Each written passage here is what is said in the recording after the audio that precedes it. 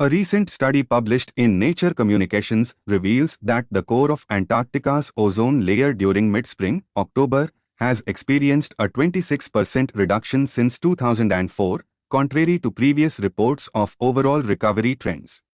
While early spring, September, still shows recovery, the findings emphasize the need for continuous monitoring of the ozone layer. The Montreal Protocol, successful in banning ozone-depleting substances since 1987, faces challenges as large and long-lived ozone holes re-emerge over Antarctica in mid-spring from 2020 to 2022. The study suggests persistent ozone hole dynamics driven by changes in the mesosphere contribute to this Antarctic ozone loss. Despite Prime Minister Narendra Modi's pan-India rollout of the shorter TB preventive treatment, TPT, called 3HP in March 2023, states are yet to receive the drug supply from the Central TB Division. Tamil Nadu and Kerala have started using 3HP for TB prevention without receiving the drug. The 3HP regimen, involving a once-weekly combination drug for 12 weeks, offers better compliance with only 12 doses, lower adverse effects, and improved completion rates compared to the current 6-month isoniazid monotherapy. The 3HP regimen is also cost-effective. While 30 to 40% of the Indian population has latent TB infection, investing in TB preventive therapy is crucial, according to WHO. The process of learning to read involves familiarizing oneself with the alphabet and understanding how letters produce sounds. As reading skills progress, children become adept at perceiving letter sounds, facilitated by the development of the visual word form area, VWFA, in the brain. Multilingual individuals have distinct VWFA patches for each language. Executive functions, including working memory and flexible reasoning, play a crucial role in becoming proficient readers. Good nutrition is linked to improved executive function. Reading disorders like dyslexia are associated with reduced language processing activity in the brain, emphasizing the importance of early brain training for reading skills. OpenAI, a key player in the AI revolution, faced turmoil as its founder and CEO, Sam Altman, was ousted by the board but later reinstated. The chaos stems from a contradiction within OpenAI, initially established as a non-profit with the goal of advancing open, safe AI for the benefit of humanity. However, financial constraints led to a for-profit wing developing consumer AI technology. Microsoft's significant investment in OpenAI heightened tensions, with the board attempting a coup.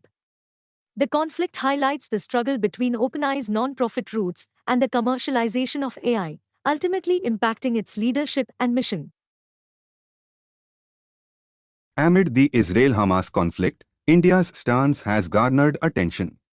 While traditionally supporting the Palestinian cause, India has taken a more nuanced approach, condemning terrorism but not designating Hamas as a terror group. India has called for restraint from Israel, backed a two-state solution, and provided humanitarian aid to Gaza. Notably, India abstained from a vote for a ceasefire but supported resolutions against Israel's settler policies. Observers suggest that India's alignment with the West on some aspects could impact ties with the Arab world and Iran. The evolving position reflects a delicate balance between global interests and historical allegiances. A recent report from the World Health Organization, WHO, and the U.S. Centers for Disease Control and Prevention, CDC, highlighted an 18% increase in global measles cases and a 43% rise in deaths in 2022 compared to 2021. While the report stated that half of the 22 million children globally who missed their first measles shot in 2022 lived in 10 countries, including India, the Union Health Ministry refuted this claim. The ministry asserted that just over 21,000 Indian children did not receive the shot, challenging the WHO's estimates and emphasizing ongoing catch-up vaccinations across states. Measles is a highly contagious viral disease, and vaccination campaigns play a crucial role in preventing its spread. Javier Milei, a far-right libertarian economist, has won Argentina's presidential election, defeating left-wing rival Sergio Massa.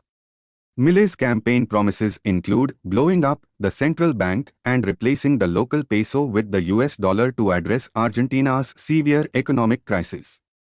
Known for his disruptive rhetoric, Millet aims to reconstruct Argentina, emphasizing dismantling the economic and social order. His victory speech declared the end of Argentina's decline. Millet's controversial stances include climate change denial, opposition to abortion rights, and advocating for limited government intervention. Despite his party's limited seats, his proposed policies could bring significant change if implemented.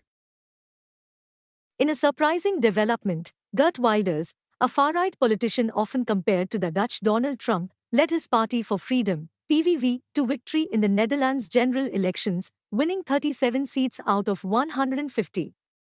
Wilders, known for extreme anti-Islam and anti-immigrant rhetoric, left the People's Party for Freedom and Democracy, VVD, due to its perceived leniency on migration. His views include banning the Quran, closing mosques, and Euroscepticism. While forming a coalition might be challenging, Wilders, if not the next PM, is expected to remain a significant force, reflecting the broader rise of far-right influence in European politics. Trinamool Congress MP Mahua Moitra, facing suspension recommendations from the Lok Sabha Ethics Committee, remains unapologetic and defiant against BJP attacks. TMC Chief Mamta Banerjee supports Moitra, stating BJP's expulsion attempts will make her more popular. Moitra, known for her pointed remarks and criticism of the BJP, entered politics in 2009 after leaving a job at JP Morgan Chase.